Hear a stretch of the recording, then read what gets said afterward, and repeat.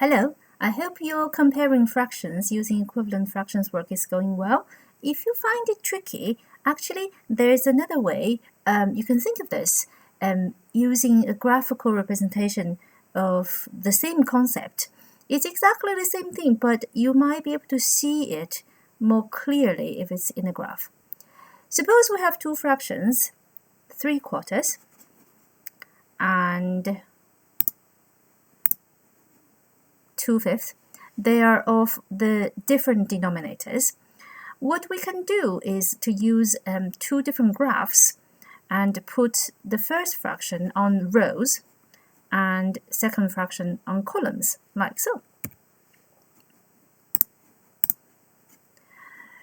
I've cut the first square into 4 rows, which represent how I'm going to cut according to the first fraction, 3/4. So each row is a quarter.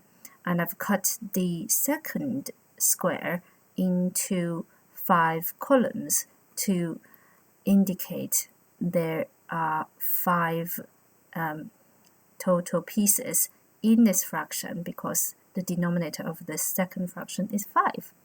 And I will go ahead and color my fractions in like that. Okay, so the yellow one is 3/4 and the green one is 2/5. Now, how do we compare them? They're still different piece sizes, and it's probably quite easy to see from here now.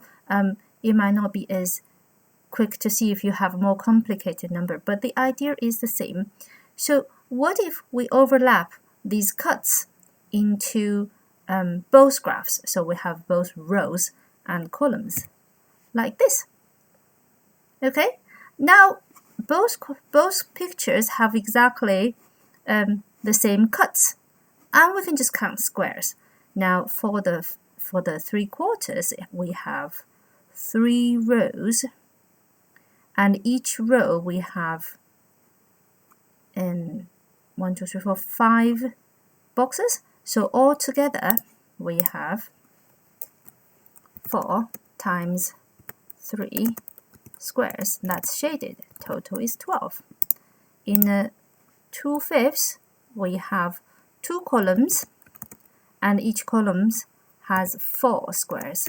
So total shaded is 8.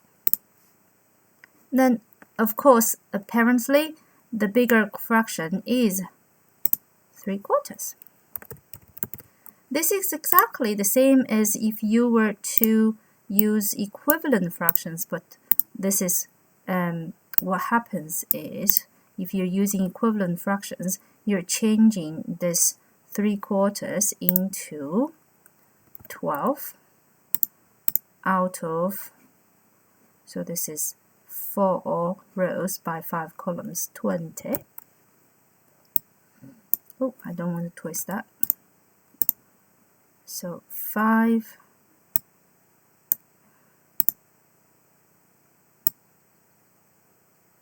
columns. That makes it total of 20 little squares. And for the second fraction, we've made also everything into 20 little squares, and out of the 20 squares, we have 8 squares shaded. Okay, so hopefully this will tell you a little bit more about how equivalent fraction is used in the graphical representation. All right, bye for now.